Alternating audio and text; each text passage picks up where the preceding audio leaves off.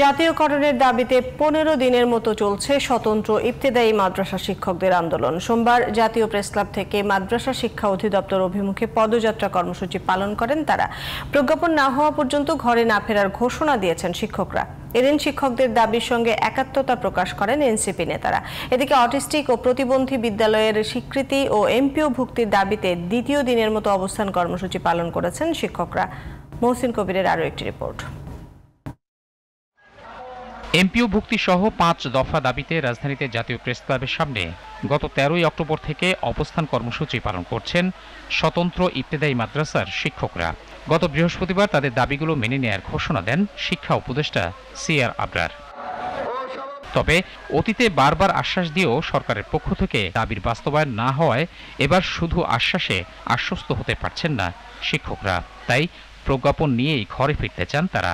সরকারের পক্ষের এক সচিব এসে আমাদেরকে ঘোষণা দিয়েছেন পর্যায়ক্রমে সকল ইবতেদায়ী মাদ্রাসাকে জাতীয়করণ করা হলো, কিন্তু আজ পর্যন্ত 10 মাস কেটে গেল, কোনো বাস্তবায়ন করা হলো না।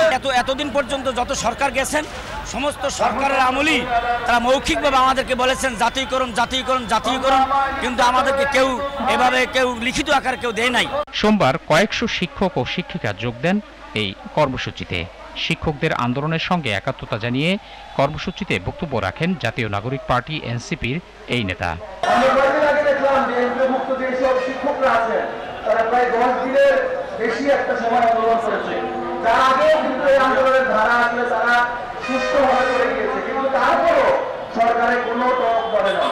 পরে জাতীয় প্রেসক্লাব থেকে মাদ্রাসা শিক্ষা অধিদপ্তর অভিমুখে পদযাত্রা করেন শিক্ষকরা। তবে বিজয়নগর গিয়েই কর্মসূচি শেষ করেন তারা। এদিকে প্রেসক্লাবের সামনে দ্বিতীয় দিনের মতো এমপিও ভুক্তি সহ 5 দফা দাবিতে অবস্থান কর্মসূচি পালন করছেন প্রতিবন্ধী বিদ্যালয়ের শিক্ষকরা। তাদের অভিযোগ, সারা দেশে 2000-এর বেশি প্রতিবন্ধী বিদ্যালয়ের শিক্ষকরা অবহেলিত। মূল দাবি হচ্ছে অনতিবিলম্বে আমাদের সকল শিক্ষা প্রতিষ্ঠান প্রতিবন্ধী বিদ্যালয়গুলো স্বীকৃতি এবং এমপিওর আওতায় নিয়ে আসতে হবে। ভালো ছেলে মেয়ের পিছনে এরা লক্ষ লক্ষ টাকা ইনভেস্ট করছে, কিন্তু এই ছেলে মেয়ের পিছনে 10 টাকাও তারা ইনভেস্ট করতে। দাবি আদায় না হওয়া পর্যন্ত আন্দোলন চালিয়ে যাওয়ার ঘোষণা দিয়েছেন শিক্ষকরা। মহসিন কবির, জিটিভি নিউজ, ঢাকা।